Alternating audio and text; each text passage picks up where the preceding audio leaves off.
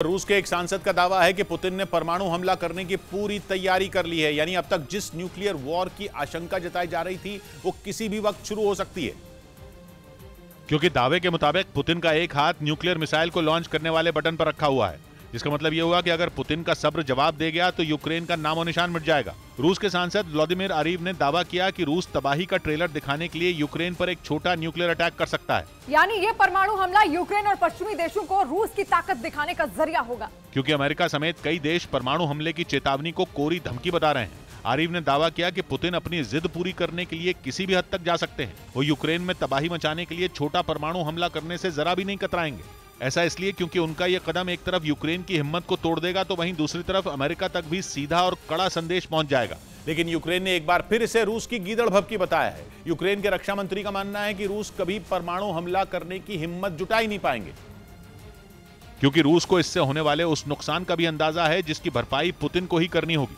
Ukraine के रक्षा मंत्री Alexei Reznikov के मुताबिक रूस परमाणु हमला करने की धमकी देकर सिर्फ यूक्रेन को डराना चाहता है, क्योंकि अगर उसने गलती से भी न्यूक्लियर बम का बटन दबाया तो पूरी दुनिया उसके खिलाफ हो जाएगी, जो रूस किसी भी कीमत पर नहीं चाहता। रेजनिकोव ने दावा किया कि रूस की आर्थिक स्थिति 8 महीने से जारी जंग की वजह से खराब है, जिसे सुधारने के लिए वो भारत और चीन से कारोबार बढ़ाना चाहता है।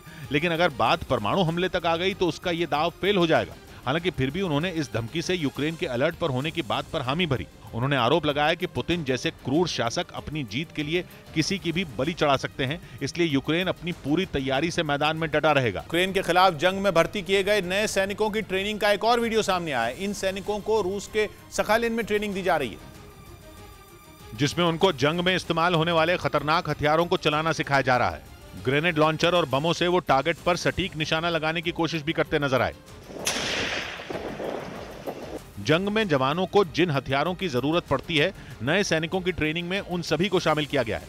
मतलब साफ है कि पुतिन का मकसद भर्ती किए गए जवानों को जल्द जंग के मैदान में उतारना है।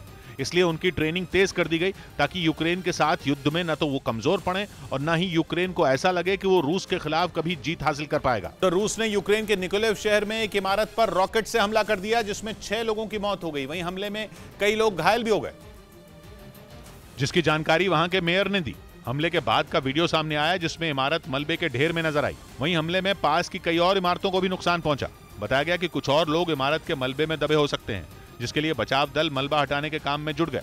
इधर ताइवान के मुद्दे पर जारी तनाव के बीच बाइडेन और चीन के राष्ट्रपति शी जिनपिंग की इंडोनेशिया में मुलाकात होने वाली है, जिस पर पूरी दुनिया की नजर है, क्योंकि नैन्सी पेलोसी के ताइवान दौरे के बाद से भड़के चीन से अमेरिका के राष्ट्रपति पहली बार मिलने वाले हैं। दोनों नेता 14 नवंबर को इंडोनेशिया में मिलेंगे, जिसकी जानकारी व्हाइट हाउस ने दी। बताया गया कि बाइडेन और शी जिनपिंग के बीच साथ मिलकर काम करने पर चर्चा होगी।